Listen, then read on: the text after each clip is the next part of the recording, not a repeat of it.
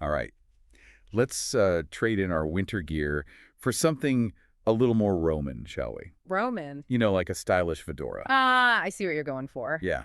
For this deep dive, we're heading straight to the heart of Italian-Canadian relations.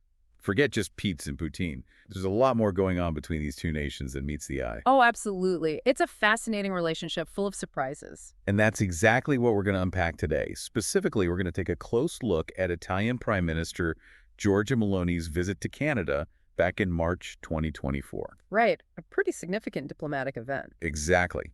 So what exactly were these two leaders discussing, and what does it all mean for the global scene? Well, to really grasp the importance of this meeting, we need to consider the context.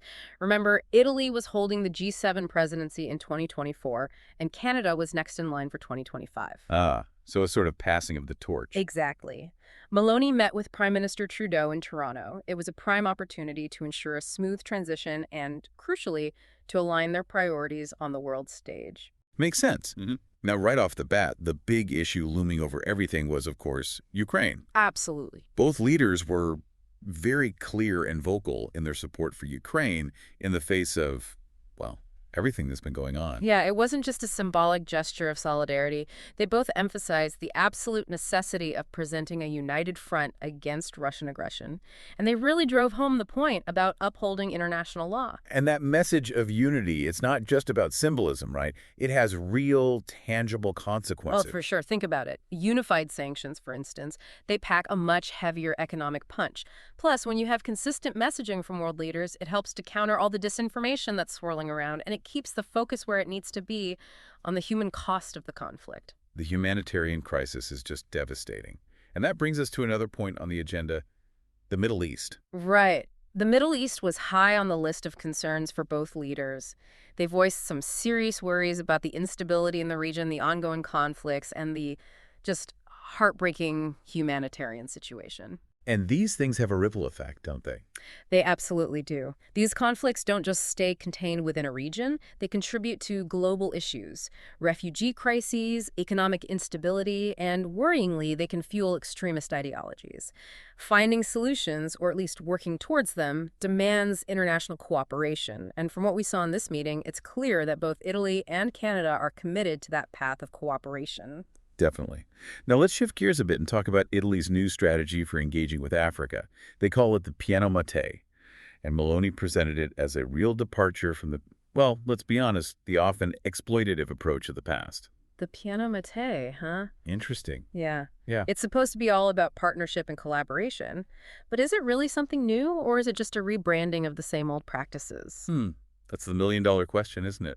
It's tricky. On paper, the Piano Mattei sounds promising. It emphasizes things like sustainable development, investments in renewable energy, and really fostering local expertise in African nations. All good things. Sounds good so far. Right. But there are definitely some critics who say, hold on a minute, it's too early to celebrate. We need to see how this actually plays out in practice. Does it deliver on its promises? Some even worry it could end up being a subtle form of neo-colonialism masked as aid. So a healthy dose of skepticism is warranted. I think cautious optimism might be the best way to approach it. We need to keep a close eye on how this plan is actually implemented. Transparency is key. And it has to involve genuine two-way collaboration with African nations. I see your point.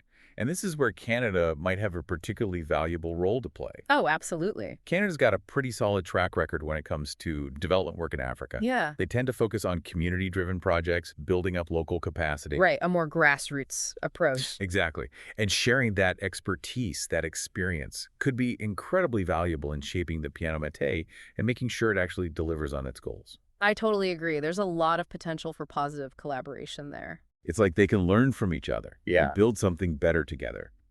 And speaking of learning and collaboration, let's talk about another area where Italy and Canada seem to be clicking.